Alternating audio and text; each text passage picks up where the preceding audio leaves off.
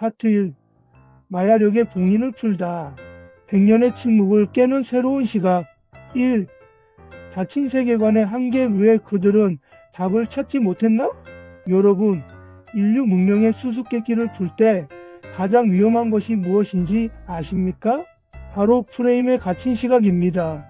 서구학계는 지난 100년 동안 마야력을 연구하며 자신들의 학술적 틀 안에 그들을 가두려 했습니다. 그들이 풀지 못한 가장 큰 숙제는 바로 이것입니다. 마야 문명의 장대한 시간주기, 그 시작점이 왜 하필 기원전 3114년 8월 11일인가 하는 점입니다. 당시 마야 지역에는 이렇다 할 문명의 흔적이 없었습니다. 그래서 주류학계는 이 숫자를 단순한 신화적 상상력이나 상징적인 날짜로 치부해버렸죠. 하지만 이것은 눈에 보이는 유물에만 집착한 결과입니다. 그들은 그 숫자를 지켜온 인간의 이동과 정신의 계보를 놓치고 있었습니다. 2. 철학탐정 돈자의 시선, 한반도에서 바라본 세계사. 저는 철학탐정 돈자입니다. 저는 한반도라는 이 특별한 땅에서 태어나 우리만의 독창적인 역사관과 철학을 배우며 자랐습니다. 기존 학계가 논문과 학이라는 권위에 기대어 정체되어 있을 때 저는 더 넓은 시야로 세상을 바라보았습니다. 일찍이 저는 이스터섬의 미스터리를 우리 울산 방구대 암각화의 고래 사냥 문화로 풀어낸 적이 있습니다. 바다를 건너간 우리 조상들의 흔적을 직관과 통찰로 읽어냈던 것이죠. 이번에도 마찬가지입니다. 마야력의 시작점인 기원전 3114년, 이 숫자를 한반도와 홍산 문명의 타임라인 위에 올려놓는 순간 100년간 굳게 닫혀있던 미스터리의 빗장이 소리내며 풀리기 시작했습니다. 3. 서해 평원의 대범람과 잃어버린 낙원. 이 모든 이야기의 뿌리는 1만 년 전, 지금은 바다가 되어버린 서해 평원으로 거슬러 올라갑니다. 당시 서해는 거대한 강이 흐르고 기옥한 땅이 펼쳐진 문명의 요람이었습니다. 하지만 빙하기가 끝나고 해수면이 상승하자 그곳은 거대한 바다로 변했습니다. 살아남은 우리 조상들은 배를 탔습니다. 누군가는 한반도로, 누군가는 이와 인근의 홍산으로 이주하여 찬란한 옥기 문명을 이룩했습니다. 그렇게 1000년 넘게 평화를 유지하던 그들에게 새로운 변화가 닥칩니다. 기원전 3100년경 서쪽에서 유입된 새로운 세력과의 접촉으로 홍산 문명은 대격변의 시기를 맞이하게 됩니다. 4. 파트 2를 마치며 대이동의 신호탄. 기원전 3114년. 이 숫자는 마야인들이 지어낸 가상소설이 아닙니다. 홍산이라는 찬란한 고향을 기로하고 자신들의 철학과 문명을 보존하기 위해 새로운 땅을 찾아 나섰던 위대한 대이동의 첫 발걸음을 기록한 날짜입니다. 홍산의 기억을 간직한 채 베링해를 건너 지구, 반대편 마야 땅까지 이어졌던 이 장대한 여정은 과연 어떤 흔적을 남겼을까요? 그들이 1500년이라는 시간을 견디며 끝까지 지키려 했던 문명의 코드는 무엇이었을까요? 이어지는 파트에서 그 소름 돋는 연결고리들을 하나씩 공개하겠습니다. 파트 2. 1500년의 대장정. 홍산의 눈물이 마야의 꽃이 되기까지. 1. 기원전 3114년 홍산의 대격변과 선택. 다시 기원전 3114년으로 돌아가 봅시다. 당시 홍산 문명은 인류 역사상 가장 정교한 옥기 문화를 누리고 있었습니다. 하지만 평화는 영원하지 않았습니다. 서쪽 유라시아 초원을 가로질러 들어온 새로운 세력들, 그들과의 접촉과 갈등 속에서 홍산인들은 중대한 선택의 기로에 섭니다. 굴복하여 동화될 것인가, 아니면 우리의 고유한 정신과 문명을 보존하며 새로운 땅을 찾아 떠날 것인가? 철학탐정 돈자가 내린 결론은 명확합니다. 그들은 이동을 선택했습니다. 그들은 단순한 피난민이 아니었습니다. 홍산의 우주관, 숫자의 체계, 그리고 하늘에 제사 지내던 그 정교한 기억들을 머릿속에 박제 한 채 길을 떠난 문명의 운반자들이었습니다. 이 베링해라는 달이 1500년이라는 숙성의 시간. 학계는 늘 의문을 가집니다. 왜 홍산 문명과 마야 문명 사이에는 1000년 이상의 시간적 공백이 존재하는가? 저는 답합니다. 그 1500년이야말로 우리 조상들이 겪었던 처절하고도 위대한 숙성과 보존의 시간이었다고요. 기원전 3114년 홍산을 떠난 무리들은 북동쪽으로 향했습니다. 얼어붙은 베링 해역을 건너 알래스카를 지나 아메리카 대륙의 거대한 산맥을 타고 내려오는 길. 그 길은 한 세대 만에 끝낼 수 있는 거리가 아니었습니다. 마야인들의 기록에 따르면 그들의 역사는 박퉁비 AKT 유엔이라 불리는 약 395년의 주기로 움직입니다. 그들이 제일 세상에서 제사 세상에 이르기까지 겪었다는 그 순환의 기록들, 그것은 바로 아메리카 대륙을 종단하며 새로운 정착지를 찾아 헤매던 1500년 대이동의 일기장이었습니다. 기원전 1580년경 그들이 마침내 멕시코 유카탄 반도의 햇살 아래 도착했을 때 홍산의 씨앗은 비로소 마야라는 땅에서 싹을 틔울 준비를 마친 것입니다. 3. 왜 그들은 시작의 날짜를 기록했나? 여러분, 1500년을 이동하면서 그들이 가장 놓치지 않으려 했던 것은 무엇일까요? 바로 우리가 어디서 시작되었는가입니다. 그들에게 기원전 3114년은 정든 고향 홍산에서의 마지막 기억이자 새로운 문명을 건설해야 한다는 사명을 새긴 제로 포인트였습니다. 그래서 그들은 마야 땅에 정착하여 거대한 석조 문명을 일으키자마자 자신들의 달력 가장 윗부분에 그 아프고도 영광스러운 시작의 날짜를 새겨 넣었습니다. 서구학자들이 실체가 없다며 의심하던 그 날짜는 사실 우리 조상들이 1500년 동안 피와 눈물로 지켜온 문명의 뿌리였던 셈입니다. 4. 파트 2를 마치며 남아있는 흔적들. 그렇다면 이 장대한 1500년의 세월을 건너뛰어 홍산과 마야가 한 뿌리라는 것을 어떻게 더 확실히 증명할 수 있을까요? 이어지는 파트에서는 전율이 돋는 구체적인 증거들을 보여드리겠습니다. 마야의 피라미드 아래에 숨겨진 숫자의 비밀, 그리고 우리가 지금 이 순간에도 사용하고 있는 말과 글 속에 숨겨진 마야의 흔적들, 과연 어떤 공통점이 우리를 기다리고 있을지 다음 파트에서 그 비밀의 문을 열어보겠습니다. 파트 3. 소름 돋는 증거들과 속에 숨겨진 인류의 설계도. 1. 마야 숫자의 비밀 왜 점과 선인가? 자, 이제 철학탐정 돈자가 준비한 결정적 물증을 하나씩 꺼내보겠습니다. 마야인들이 숫자를 어떻게 표기했는지 아십니까? 아주 단순하면서도 오묘합니다. 바로 점과 선의입니다. 서구학자들은 이를 보고 원시적이다 혹은 단순하다고 평합니다. 하지만 제 눈에는 전율이 일어납니다. 이 점과 선의 조합, 어디서 많이 보지 않으셨습니까?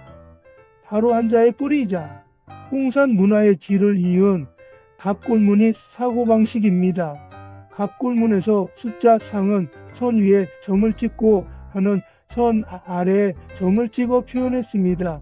하늘과 땅 그리고 그 사이의 관계를 점과 선이라는 추상적 기호로 나타내는 이 고도의 철학, 마야인들은 지구 반대편으로 건너가서도 홍산에서 공유하던 그 철학적 코드를 단 한치의 오차도 없이 재현해냈습니다.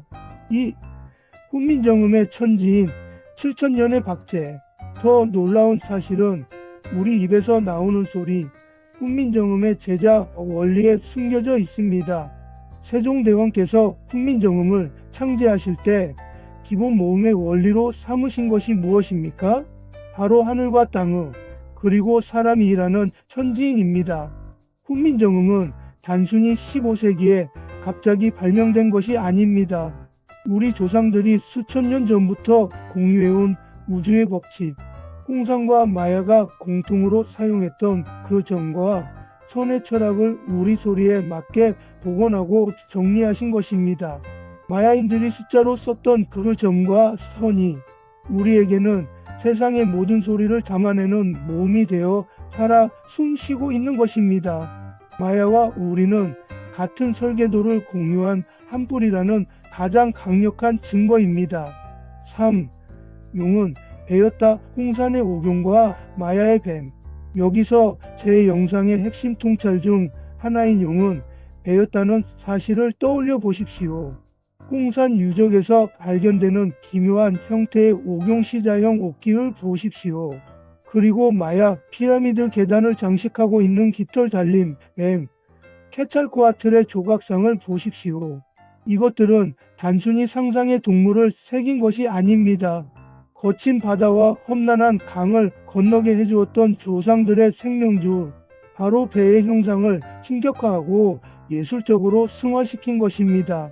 서해 평원에서 메가 리버를 타고 홍산에서 베링해를 건너 마야까지 그들을 실어 날랐던 그 배의 구불구불한 움직임과 강인한 생명력이 용이 되고 뱀이 된 것입니다. 그들은 자신들을 새로운 세상으로 인도한 그 이동수단의 고마움을 잊지 않기 위해 목으로 깎고 돌로 새겨 영원히 기록한 것입니다. 4. 하트 3를 마치며 맞물려 돌아가는 시간. 언어와 숫자가 같고 숭배하는 토템의 기원이 일치한다는 것. 이것이 과연 우연일까요? 하지만 여기서 끝이 아닙니다. 시간을 바라보는 그들의 독특한 관점 또한 우리와 너무나 닮아 있습니다. 다음 파트에서는 우리 민족의 예순각자와 마야의 역법이 어떻게 하나의 톱 이 바퀴처럼 맞물려 돌아가는지, 그리고 그 속에 담긴 인류 최후의 미스터리인 케찰코아틀의 정체에 대해 본격적으로 다뤄보겠습니다. 하트 4시간의 문법, 예순각자와 마야력이 공유하는 순환의 지혜. 1. 예순각자와 마야 역법 톡 이 바퀴처럼 맞물린 시간. 여러분, 시간은 단순히 과거에서 미래로 흐르는 화살일까요? 우리 민족의 생각은 달랐습니다. 우리는 10간과 12지신을 조합하여 예순각자라는 입체적인 시간을 운용해 왔습니다. 두 개의 주기가 서로 맞물려 돌아가며 우주의 거대한 순환을 만들어내는 방식이죠. 놀랍게도 마야력 역시 이와 똑같은 구조를 가지고 있습니다. 260일 주기와 365일 주기의 두톱 이 바퀴가 서로 맞물려 돌아가며 거대한 시간의 매듭을 짓습니다. 선형적인 시간관을 가진 서구 문명에서는 결코 발견할 수 없는, 오직 우리와 마야만이 공유하는 고도의 수학적이고 철학적인 시간의 문법입니다. 이것이 과연 우연일까요? 아니면 홍산에서부터 이어져 내려온 같은 뿌리의 지혜일까요? 2. 케찰코아틀의 정체, 홍익인간의 선구자. 마야의 전설 속에는 케찰코아틀이라는 위대한 존재가 등장합니다. 그는 사람들에게 농사짓는 법과 별을 읽는 법, 그리고 서로 사랑하고 도덕을 지키는 법을 가르쳤다고 합니다. 서구학계는 이 신비로운 존재의 기원을 찾지 못해 외계인 설까지 들먹입니다. 하지만 철학탐정 돈자의 눈에는 그 정체가 너무나 선명합니다. 그는 바로 홍산의 고도화된 문명을 몸에 익히고 동방의 예의와 지혜를 간직한 채 길을 떠났던 우리 조상의 지도자였습니다. 기원전 3114년 대격변의 시기에 백성들을 이끌고 1500년의 고난을 이겨내며 머나먼 땅 마야에 홍익인간의 씨앗을 심었던 우리 민족의 선구자였던 것입니다. 3. 마야의 끝이 아닌 우리의 시작. 많은 사람이 마야력의 주기가 끝나는 것을 보며 지구의 종말을 이야기했습니다. 하지만 저는 그들의 시작에 주목합니다. 그들은 왜 그토록 치밀하게 시간을 기록했을까요? 그것은 자신들이 어디서 왔는지 그 뿌리를 잊지 않기 위함이었습니다. 서해 평원의 범람을 겪고 홍산의 전쟁을 피해 떠나온 그들이 후손들에게 남기고 싶었던 메시지는 단 하나였습니다.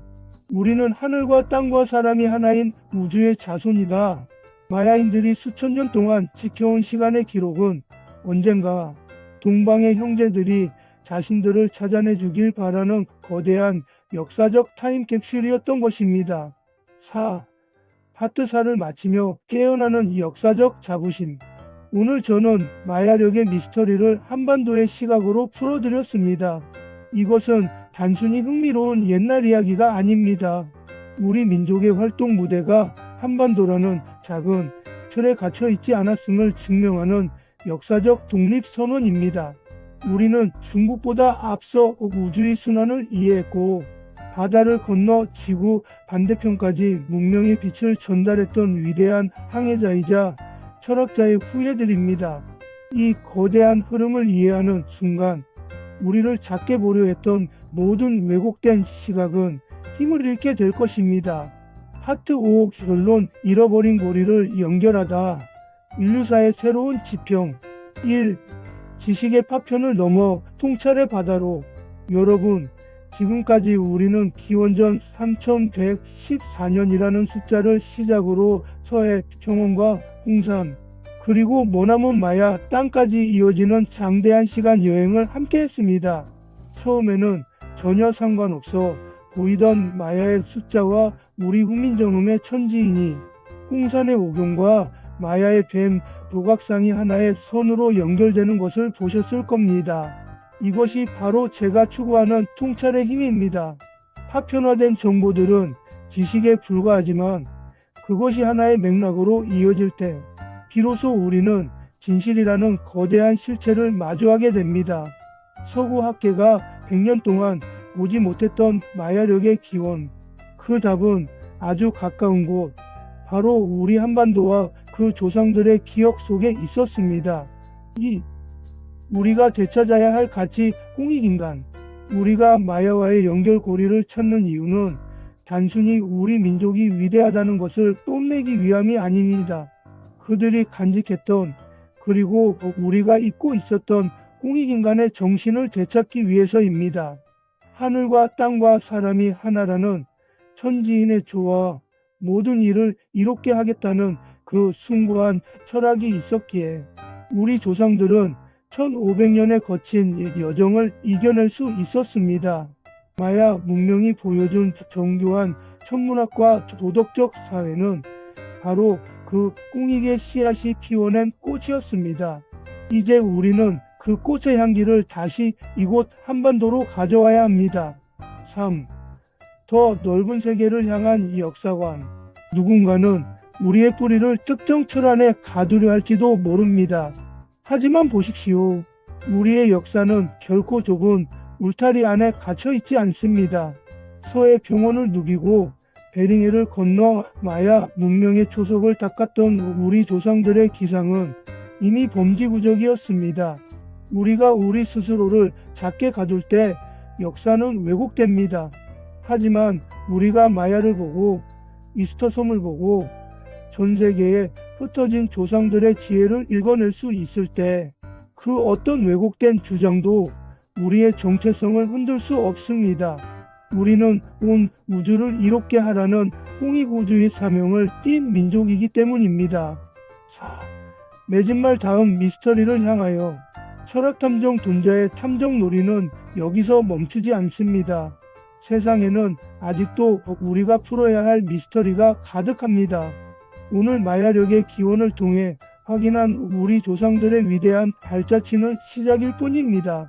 과연 우리 곁을 지키는 진돗개의 눈망울 속에는 어떤 7000년의 기억이 담겨 있을까요?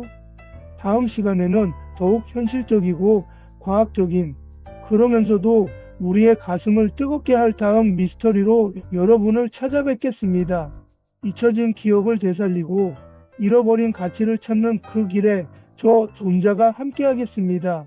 감사합니다. 홍익인간, 홍익자연, 홍익사물, 홍익우주,